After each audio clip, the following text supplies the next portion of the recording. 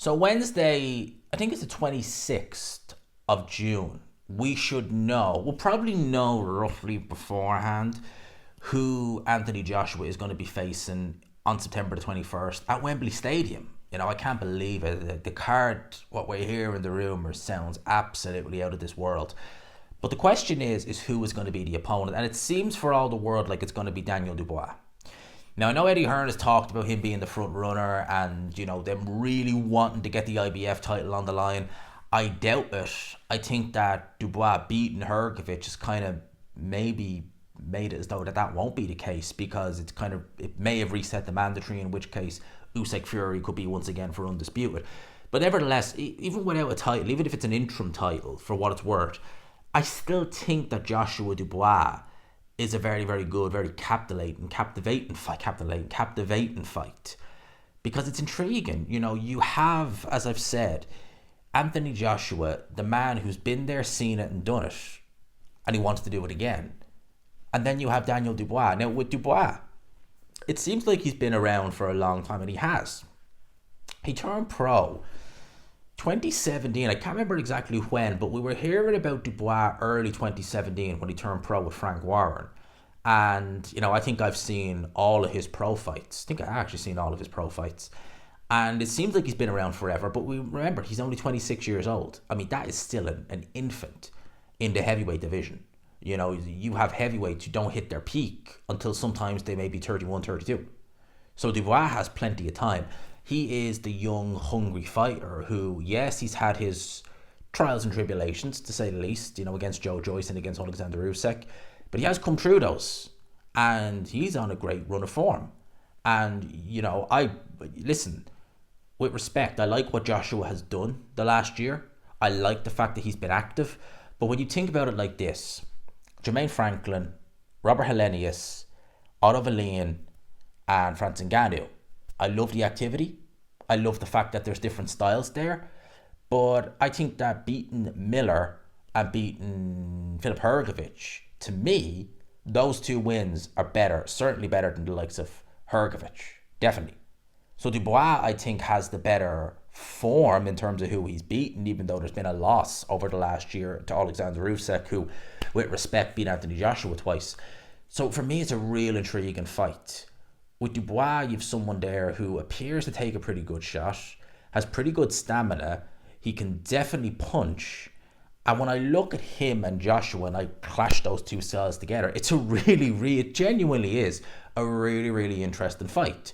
Who would I make favourite? I would make an Anthony Joshua favourite. I certainly would. I think Daniel Dubois' defence is too leaky to constantly get away with it. He got away with it against Filip Hrgovic. Filip Hrgovic can punch a bit. But goddamn, did Daniel Dubois show that he has some good whiskers on him. But you can only do that for so long. And personally, I think that pound for pound, Joshua is the harder puncher than Filip Hrgovic. So I think that his punches will have a lot more weight on him. He throws, certainly the right hand he threw at Ngannou when he knocked him out. I mean, that was a peach of a right. That was brilliant. That was Deontay Wilder-esque, the way he just leaned all his weight into it. Taking shots like that, you're going to have problems. You're going to have big problems against someone like Anthony Joshua. But at the same time, Filip Hrgovic has a very, very good chin. And I don't think anyone can really, question that. I mean, the guy is taking shots, flush shots, from the likes of Zhilei Zhang, Daniel Dubois, and he's been still standing. I think when we talk about Hrgovic, we do talk about a fighter who, yes, he is limited, he is flawed, but not in the chin department, certainly. I mean, that guy can just, yikes, that guy has a chin on him. The shots he took against Daniel Dubois, I couldn't see Anthony Joshua taking those shots. I couldn't. Or certainly if he wasn't going down, he'd be certainly really badly hurt. So again, when I look at these two and I contrast their styles, and I think when they come together, that's going to be fireworks. Do we give Dubois a chance? At the end of the day, it is heavyweight boxing at the end of the day. And don't underestimate a young, hungry contender like Dubois against a man like Anthony Joshua, who, we could be seeing the best of Joshua, but at the same time, and I know he's thought about retiring in a couple of years, it's not recent, it's not like he's looking at it now, but the fact that that's coming into his head, he wants to go see it, do it one last time. Whereas Dubois wants to see it and do it, go, become heavyweight champion, have those big fights, those big stadium nights, and get those big wins. He's got two very good wins. A win against Anthony Joshua. I mean, goddamn, that win that for Usyk will just like a fine Italian wine. It's already aged quite well, but it is gonna go, and it's gonna go to another level if Dubois beats Anthony Joshua. So with this fight, which again, Eddie Hearn, there's no official announcement, but it seems like Dubois is the front runner. I make Joshua favourite, but I look at this fight and I just think this is gonna be epic. Epic. I don't envision a bad fight. I really don't. I can't envision Joshua versus Dubois at Wembley Stadium in front of God knows how many thousand with an amazing undercard, which it will likely be. The Saudis are involved, so you know we always get really good cards. And I can't imagine you're going to go from the main event and say, it's a bit of an anti-climax compared to the rest of the card. I can't see that happening. I think it's going to be absolutely electric. Could I give Dubois a chance? Certainly.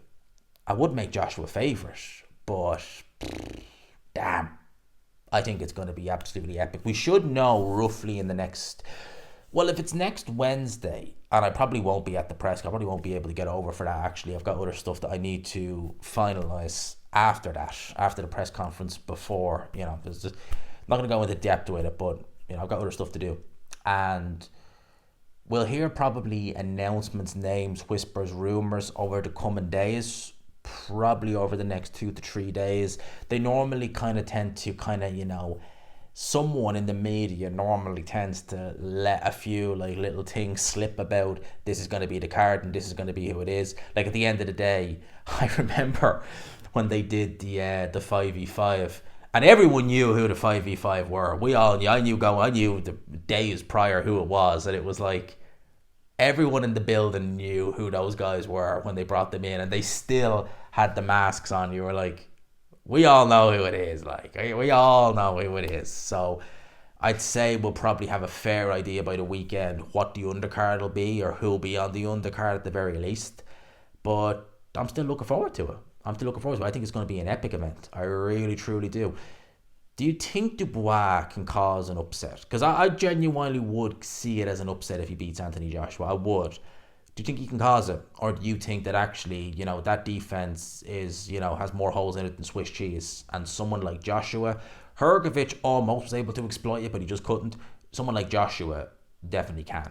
Let me know your thoughts in the comments below. Lads, I'll leave it there. Hope you enjoyed it. Smash the like button if you could. Hit subscribe, of course, as always, if you haven't already.